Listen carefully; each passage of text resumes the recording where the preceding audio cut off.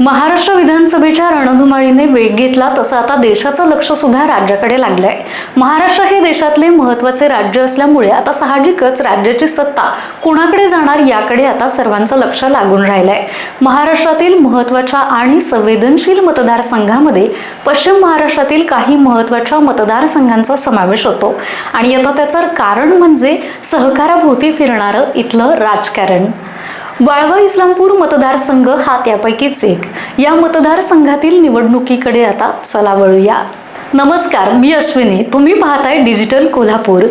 वाळवा इस्लामपूर या मतदारसंघाचं प्रतिनिधित्व गेली 35 वर्ष राष्ट्रवादी काँग्रेस शरद पवार गटाचे नेते जयंत पाटील करतायत आणि त्यांच्याशी थेट सामना देत आहेत राष्ट्रवादी काँग्रेस अजित पवार गटाचे निशिकांत भोसले पाटील। आता एकीकडे जयंत पाटलांचे सहकार्याच्या माध्यमातून राजकारण सुरू असताना दुसऱ्या बाजूला आपण बघतोय की निशिकांत भोसले पाटील यांनी प्रकाश हॉस्पिटलच्या माध्यमातून लोकांची नाळ जोडण्यात यश मिळवलंय।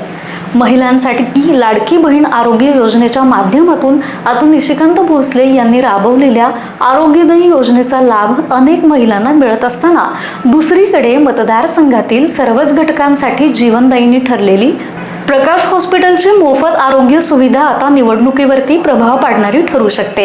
एक अभ्यासू व्यक्तिमत्व तसेच चौफेर दृष्टिकोन असलेला नेता म्हणून मतदारसंघात निशिकांत पाटील यांची चर्चा असणं त्यांना विजयाकडे घेऊन जाणार आहे। एका बाजूला आता आरोग्य सेवेचे काम सुरू असताना दुसरीकडे निशिकांत पाटील यांनी आयुर्वेदिक महाविद्यालयाच्या माध्यमातून कित्येक प्रथित यश डॉक्टरांना घडवलाय आणि आता याचा प्रभाव मतदारसंघातील जनतेवरती जाणवतोय।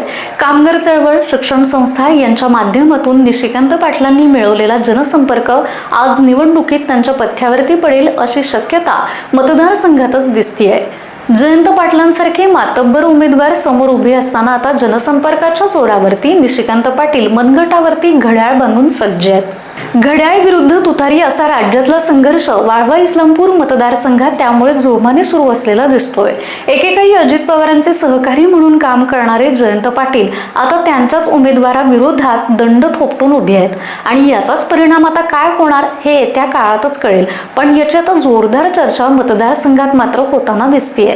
निशिकांत पाटील राज्यात आता मोठ्या प्रमाणात चर्चेत आले आहेत आणि त्याला इस्लामपूर नगर परिषदेची निवडणूक कारणीभूत ठरली आहे। आता या निवडणुकीत प्रस्थापितांना बाजूला सारत त्यांनी पहिला लोकनियुक्त नगराध्यक्ष होण्याचा बहुमान पटकावलाय। वाळवा इस्लामपूर मतदारसंघातील जनता यंदा कोणाच्या पारड्यात आपलं मताचं दान टाकणार हे आता 20 नोव्हेंबरला समजेलच, पण यंदाची निवडणूक जयंत पाटील यांच्यासाठी सोपी नसणार तर उलट त्यांचा कस लागणारी ठरणार हे आता निश्चित।